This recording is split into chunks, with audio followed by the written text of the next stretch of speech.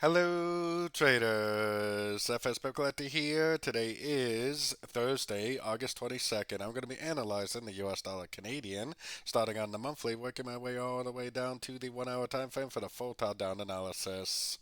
So, on the monthly, I do think this is a wave A right here, and I think this is an A, B, C of wave B, which I think is going to have it taking out the low of wave 4, most likely before we get another significant push to the upside for the higher wave C.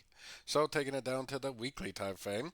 On the weekly time frame, I definitely think it's very clear that this is five waves down, wave A. I think it's also very clear that this is one, two, three waves up, wave B. Yes, it did take out the high of the previous trend, but wave Bs often do take out the highs. I think we are very likely now in a downtrend, which over the coming weeks and months should continue to make lower lows and lower highs. So taking it down to the daily time frame. On the daily time frame, we are back down in all this resistance area, so it does kind of seem like a good area for a pullback. I honestly definitely wouldn't be betting on a pullback. I definitely wouldn't be trying to go long on sort of time frames.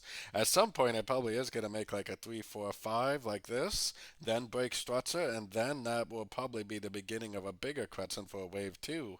But I don't even really think that the wave 1 is over, so I would be very cautious about trying to go long on sort of time frames. Going down to the 4 hour time frame.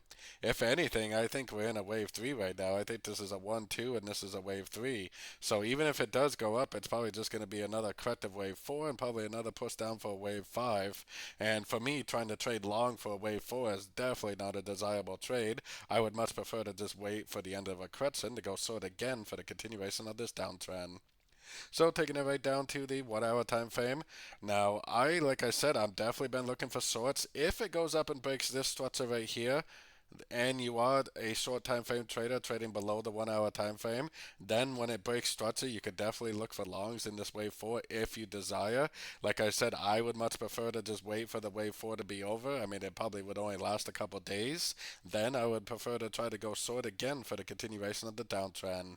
I think this is likely still in a wave 3, and a lot of this depends on a break of structure, because if it doesn't break structure, then you should really not even try to go long, but instead you should just keep on going short for the continuation of the downtrend. The trend is your friend, especially when you're in the wave 3 on the higher time frames.